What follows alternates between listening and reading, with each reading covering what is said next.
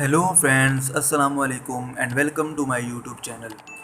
दोस्तों, आज हम आपको एक ऐसे मुसलमान की कहानी बताएंगे जो दुनिया का सबसे बड़ा सयाह मुसलमान था और इसने कैसे पूरी दुनिया घूमी, किन किन ममालिक से गुज़रा और इसकी कैसे कैसे लोगों से मुलाकातें हुई।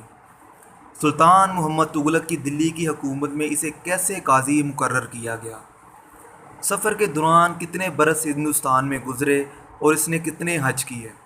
तो फिर आइए दोस्तों, हम मिलवाते हैं आपको एक ऐसे शख्स से जो मुसलमानों का सबसे बड़ा सयाह था। जब रेलगाड़ी, मोटर, हवाई जहाज़ का नामो निशान ना था तो इब्ने बतूता मगरिब अक्सा से निकला और तकरीबन सारी मालूम दुनिया की सयाहत करने के बाद वापस वतन पहुंचा।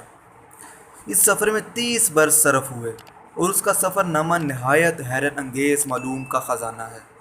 इब्ने बतूता 1304 में तुंजा के एक शरीफ ख़ानदान में पैदा हुआ। इब्तदाई तालीम तंजा ही में हासिल की और 21 साल की उम्र में दुनिया की सियाहत के लिए निकल खड़ा हुआ। तुंजा से बहीरे रोम के साहिल पर सफ़र करता हुआ अस्कंदरिया जा पहुंचा। काहिरा में कुछ मुद्दत बसर करने के बाद फ़लस्तीन में और हलब में और दिमश्क में भी रुका। फिर अदाए हज के लिए मक्का और मदीना हाजिर हुआ। Najaf, Basra, Khuzestan, Isfahan, Shiraz, Kufa, Baghdad होता हुआ फिर हज करने को गया और मक्का में 3 साल मुकीम रहा। इस सफ़र के दौरान में उसने हुसूल इल्म की इंतहाई कोशिश की और हर मुकाम के अकाबिर उलमा से मुस्तफ़ीज़ होता रहा। मक्का से रवाना होकर यमन, अदन, बंदरगाह हरमुज़ गया। बहरीन में गोताखोरों को मोती निकालते देखा। यमामा में था कि एक दफ़ा फिर हाजियों के काफ़िले के साथ मक्का गया और वहाँ हज से मुशर्रफ हुआ। इसके बाद अनातोलिया की तरफ निकल गया। कोनिया में मौलाना रूम के मज़ार पर हाजिर हुआ। दूसरे शहरों में भी गया, वहाँ के सलातीन के दरबारों को देखा। फिर बहरे असवद के किनारे पर सियाहत की। इब्ने बतूता इस सफ़र में कुस्तुनतुनिया भी गया जो अभी तुर्कों के कब्ज़े में नहीं आया था। फिर समरकंद, बुखारा, तरमुस, बल्ख और हरात भी गया। हिंदू कुश के पहाड़ों से उतरकर काबुल और वहाँ से पंजाब में दाखिल हुआ। यहाँ की सैर करके दिल्ली जा पहुँचा जहाँ सुल्तान मोहम्मद तुगलक की हुकूमत कायम थी।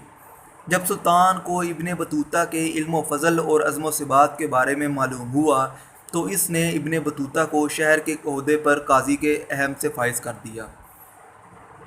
इब्ने बतूता 10 बरस हिंदुस्तान में रहा। एक दफ़ा सुल्तान नाराज़ हुआ तो इब्ने बतूता को घर में नज़रबंद कर दिया, मगर फिर बदगुमानी दूर हो गई। रिहाई के बाद सुल्तान ने दोबारा मुलाजमत देनी चाहिए, लेकिन इब्ने बतूता ने साफ इनकार कर दिया।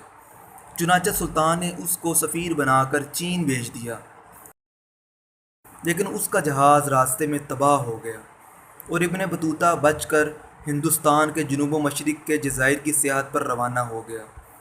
इब्ने बतूता ने कंट्री मालदीव का चक्कर भी लगाया। इस सफ़र के दौरान में इब्ने बतूता ने दुनिया भर के मुतल्लिक़ मालूमात फ़राहम की।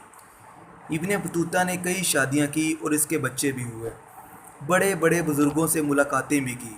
वापसी के सफ़र में फिर Sumatra, Oman, Iran, Baghdad, Homs, Halab, Jerusalem, Qahira होता हुआ मक्का फिर जा पहुँचा और चौथी बार हज से मुशर्रफ हुआ। मज़ीद तूलो तवील सफ़र के बाद वतन पहुँचा। 30 साल की मुद्दत में इसने 75,000 मील का सफ़र तय किया। आखिर बादशाह के हुक्म से उसने मोहम्मद इब्न जुज़ई को अपना सफ़रनामा लिखवाया और 1378 में 73 साल की उम्र पाकर फौत हो गया। दोस्तों, आपको ये मेरी वीडियो कैसी लगी नीचे कमेंट बॉक्स में बताइए और मज़ीद इंटरेस्टिंग वीडियो के लिए मेरे चैनल को सब्सक्राइब करते रहिए। खुदा हाफिज़।